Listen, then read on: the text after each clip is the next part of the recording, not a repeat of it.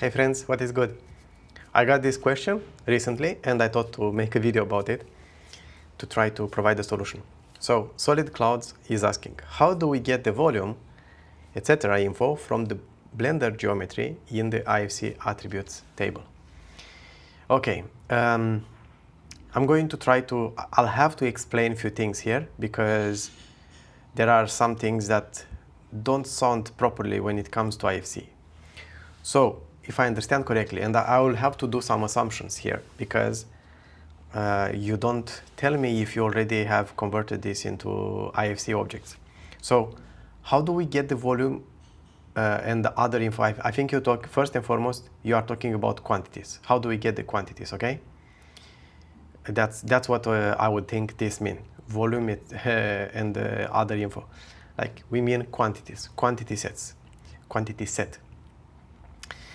From the Blender geometry.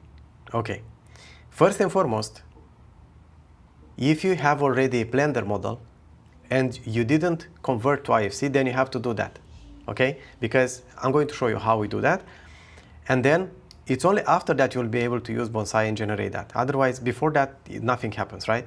So, quantities, then how do we go from Blender geometry to IFC, and then how do we generate the quantities? It's quite straightforward, but depends on also on your geometry and so on. So you are going to have different challenges, I assume. But I'm going to show you how you can do it and how you can start. Okay, and I hope this is going to be helpful. Okay. So now I am in Blender. I just opened Blender. You can see here the Bonsai menu and the user interface, but we are not in Bonsai yet because I didn't create a project or I didn't open a model, right? So that means that right now we are still in Blender. And I'll just use a few objects and let me add a cube here. Let's move it there. Let's add, or let's do more of them. Let's see, Command C, G, X, G, X, G. Okay, we have 3 cubes, right? These are like, I'm going to explain it like for beginners, complete beginners, right? These are in Blender. We still don't have this in IFC. If I want to save this, I cannot save it as an IFC project because we don't have any IFC project. We can save it only as a blend file, right? Which has nothing to do with IFC. Which, yeah, we can open in Blender and other tools, but yeah. So the first thing, there are 2 things we have to do first. The first one is to create a project in this case, right? We create a project, we have to choose the schema. Let's stick to IFC4 because it should be okay. And no project, we don't use any template. And I'll create a project. Now we have a project, right? But at the same time, we don't have anything. Like you have more options. You can even do this in existing models as well, but yeah, I'm assuming you start from scratch. And we have these things, but they are not yet in our IFC model. They are still Blender objects. So the next step is to bring this into IFC. So let's select them, and we want to assign them to something, right? And if they are not, you want to use element. You want to use occurrences to keep their form, their shape, and everything, right? So let's say that these are some columns. Let's say that, and we have to choose here IFC element because we want to have them as elements, and then or footing. And let's say that they are pad footing. You see, you can also choose only IFC footing, and then you go here and choose a predefined type. Predefined type is the second level of classification in IFC. You have first the class and then predefined types. And in this case, we want to use pad footing. Or if you don't find it here, then you can use user defined and give it whatever name you want. Like if you click this and you give it the name that you want. But in this case, I'm going, like pad footing is enough. So I'm going to assign this. And now, you see, when I click on this, and if we refresh this and we scroll down, we see that we got an IFC footing, and it's only the last one, seems like. So seems like it didn't work to do it for both of them. Or let's see, and let's refresh one more time. Yeah, we have 3. Yeah, I had unselected, I guess. But we see now we have 3 IFC footings. They don't have a type, and they have a name, cube, because that's the name that it's here. You have to use your proper name, right? Whatever they are, pad footing, I don't know, the proper names, because that's what you see here. But also by clicking now, you see that this information. This is an IFC footing, this is an IFC footing, and we see we don't have any under property sets. There is nothing here, and under quantity sets where we are going to put the quantities, there is nothing. So everything we had so far is just a global ID, the name, which is of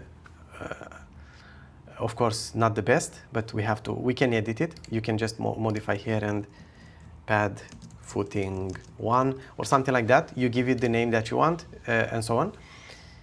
But we have the classification, 2 levels deep, and nothing else, right?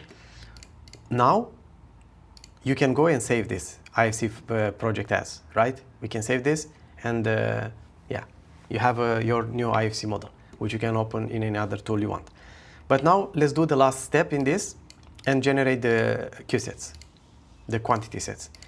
What you have to do is either do this, select all of them while you are here, while you have to be in the object information tab where you read the information, and you see already we get something here, IFC4 base quantities using IFC OpenShell. There are 2 ways you can generate quantities in Bonsai.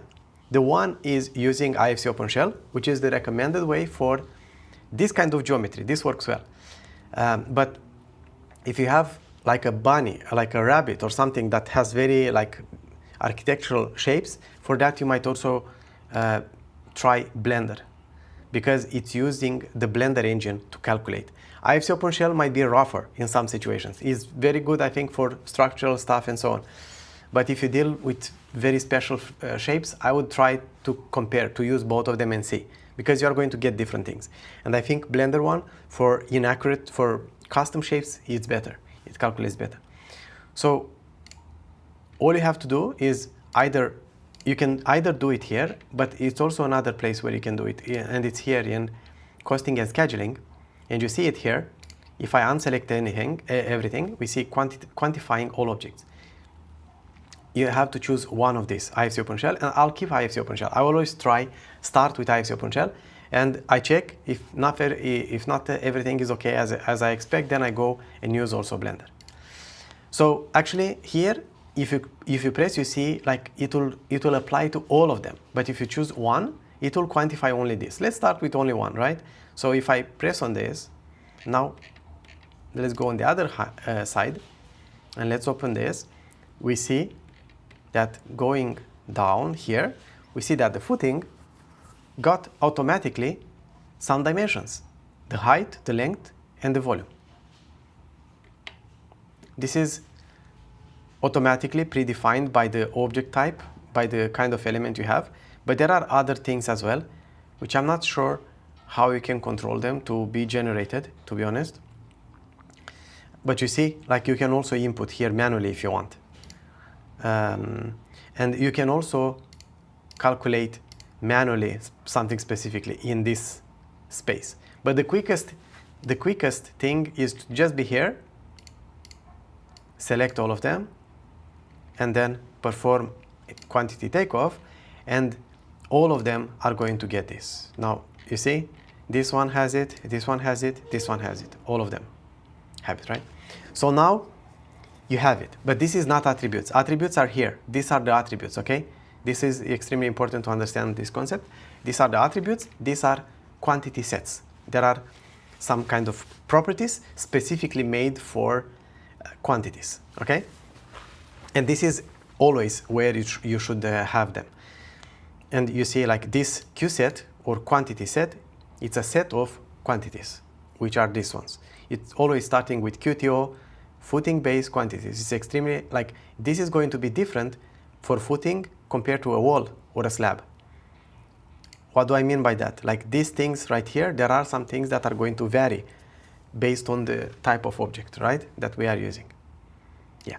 So now, after you did this, you can do, I don't know, an information takeoff using the IFC CSV, going here and spreadsheet import export. You build at this, like I showed already in other videos, so go and check that out. But this is the starting point. These are the concepts you have to understand, like what you have to do, how do you do it, what are the intermediate steps, and how you get there. And that's how you do it. And then how you read out the data from here, it's up to you. You can read it either using Blender or Bonsai, sorry, or in a common data environment, or in another tool like BIM Collab Zoom or Solibri or so on. Okay, that would be it for this one. I hope this was useful. Leave me more comments and tell me more if this was what you were thinking about, and I would love to hear your feedback. And yeah, ask more questions if something is unclear, or if I went in a different direction than you asked, then it's on me, and I'll try to cover it in a future video. Have a good one. If you found this helpful, here's your next step. Join the free 7-day openBIM Kickstart Challenge inside the BIMvoice Academy. Get hands-on with BonsaiBIM, validate IFC models, learn how to use IDS, run quantity takeoffs. No licenses, no cost. Just a solid foundation in 7 days. Most people wait until it's too late. Don't be one of them. Click the link in the description below, scan the QR code, or go to school.com BIMvoice Academy. See you inside.